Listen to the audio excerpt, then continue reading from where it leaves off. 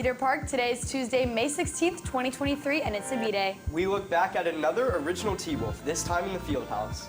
Plus, learn more about this year's football spring scrimmage, how band can help your family pets, and today's headlines with Ileana Tankarova. Turn it up because the Wolfcast starts now.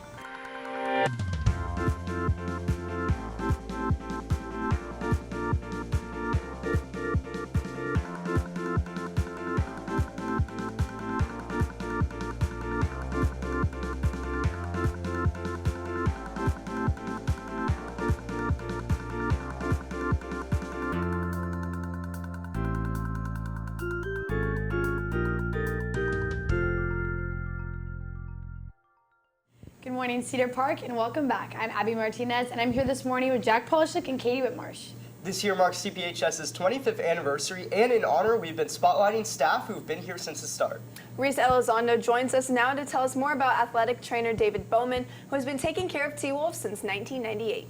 Thanks, Katie. Coach Bowman is a staple of the sidelines at CPHS and has been a big impact in his 25 years on campus. My name is Coach Bowman. I'm the athletic trainer here at the high school. Since the school's open, you've been able to see Coach Bauman or one of his sports medicine students on the sidelines of every game. When I was getting interviewed, the original head coach, Mark Weaver, said that there was a strong possibility that Cedar Park High School would win a couple of state football championships. And so I decided, what the heck, might as well come here. His impact on students has reached many, including senior Bethany Zatrer.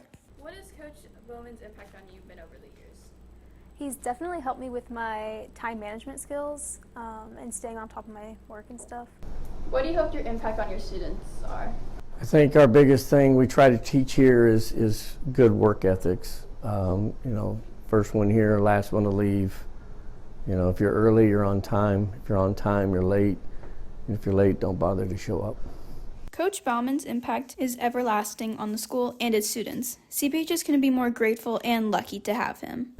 What is one of your favorite memories of them? Probably just every Friday night, he's on the sideline cheering with the team. It's kind of funny, ironic. What has been your favorite part about CPHS?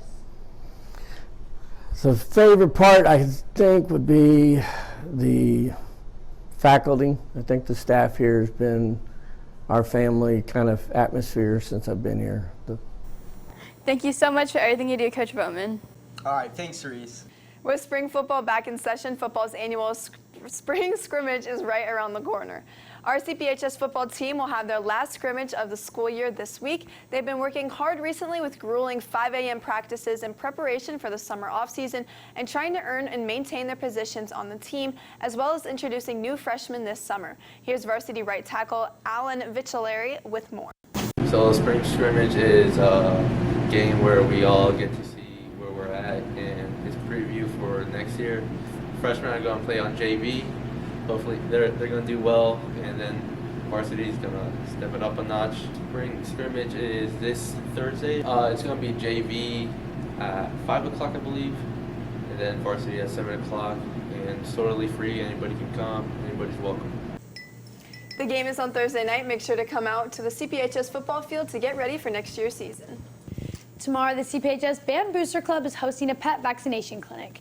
If your pet is in need of vaccinations to fight diseases like rabies and heartworm or to get their complete yearly vaccines, bring them to CPHS by the gym on the student parking lot side on May 17th between 5 and 7 p.m. Here's fundraiser organizer Lakshmi Rao with more information. It's low cost, and we have we're right there in the neighborhood. You don't have to schedule an appointment. And most of these clinics are done after hours from 5 to 7, so you don't have to take time off of work. And the best thing of all is that you're supporting a cause by coming and supporting the pet clinic. Basically, all the proceeds goes to the band program. The Band Booster Club has been working incredibly hard on making this process work. They accept dogs and cats, and if you have 3 or more pets, email longhornlana@aol.com to pre-register. Coming up, the brief with Ileana Tankarova, but first this break.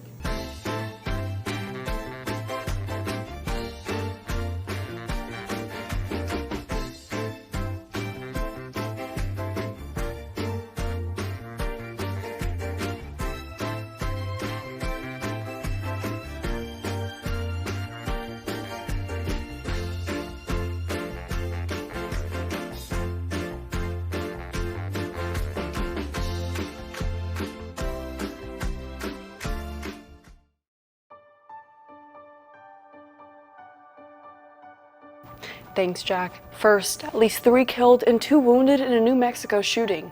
4 people were killed and a police officer was wounded in a shooting yesterday in New Mexico. A suspect of the shooting was one of the 4 killed. The suspect was 18 years old and had multiple weapons, according to Deputy Police Chief Barrick Crum. Crum did not identify the suspect, and there did not appear to be a second person involved or any further threat. Next, opposition wins big in Thailand after years of military rule. Voters in Thailand clearly wanted change as they rallied votes to overcome Prime Minister Prayuth Chan-o-cha, who took power in a coup and led the country for 9 years. The opposition Move Forward party outperformed even optimistic projections and appeared poised to capture almost 33 House seats in the capital, Bangkok. Along with the Pheu Thai party, the favored opposition group, Move Forward campaigned for reform of the military and monarchy. President Sawani T. Alexander said, quote, "They are saying that they could no longer take it. The people are very frustrated. They want change and they could achieve it," end quote. And lastly, the Texas school voucher bill, which aims to eliminate the STAR test, has been tied. The Texas House Committee rewrote a bill that would allow parents to use taxpayer dollars for private school tuition. Additionally, this substitute for Senate Bill 8 would eliminate the state of Texas assessments of academic readiness, or the STAR test, and some other high-stakes testing for Texas students. Within the updated version of the bill, it calls for the STAR test for high school students to give way to the Texas Success Initiative Assessment, or the TSIA. The legislation calls for eliminating the STAR test as early as the 2027 to 28 school year if a new assessment can get the federal approval it would need. So what are our thoughts on standardized testing? Don't get me started. It is just, some people are not good test takers and could be so smart outside of that, so I don't think it's okay to be like, well, you can't go to the next grade unless you pass this test. Yeah.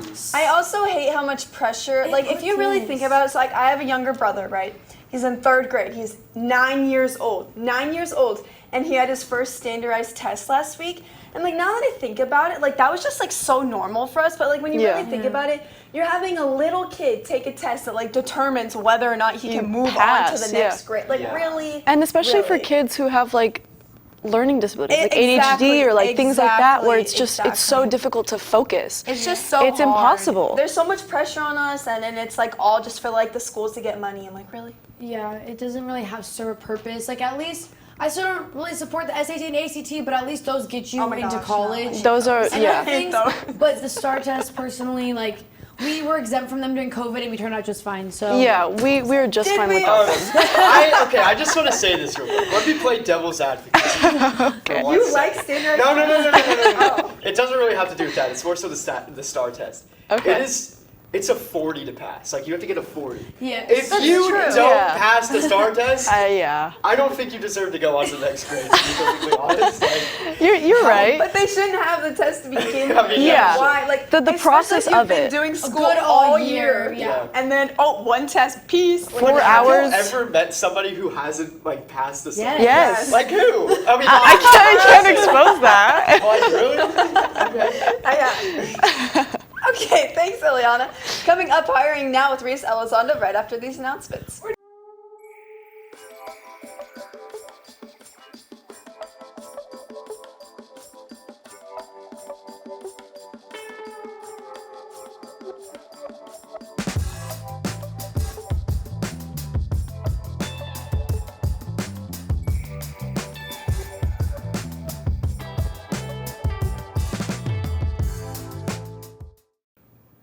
Hello, Cedar Park, and happy Tuesday. I'm Reese Elizondo, and here's who's hiring now. First, the city of Cedar Park is still looking for lifeguards. They're still hiring at 3 pools: Veterans Memorial, Milburn Park, and Buttercup Pool. The city will provide training, your uniform, and other things you'll need for the job. You must know how to be able to perform all skills required for certification, follow and enforce all pool policies, and verbally communicate with the public and staff. You must be 16 to apply. Next, Whataburger is looking for restaurant team members. In this position, you would work closely with the restaurant manager and other team members in a supportive, fun, and creative environment. You also get flexible schedules, options to night, day, or evening shifts, plus opportunities for career and growth. Finally, Cinemark is hiring theater team members. For this job, you must be 16, able to work flexible hours, including weekends and holidays, a friendly attitude, and be able to work in a team environment. While working, you'd greet guests, verify tickets, keep the theaters clean, and prepare food. Those are all the businesses that are hiring now. With CPHS News, I'm Reese Elizondo. Back to you guys. Thanks, Reese, and that's all we have for you today. Thank you for taking time to join us here in your den. You can catch anything you missed and more on our Twitter or YouTube at CPHS News. Catch tomorrow's shows. We spotlight a Cedar Park alumni who is now working for NASA, the last episode of the Pack Chat, and your pet of the week. And don't forget to follow our dedicated sports Twitter at CPHS_sports for updates during the games. With CPHS News, I'm Katie Whitmarsh. I'm Jack Polishuk. And I'm Abby Martinez. Remember to make it a great day or not. The choice is yours.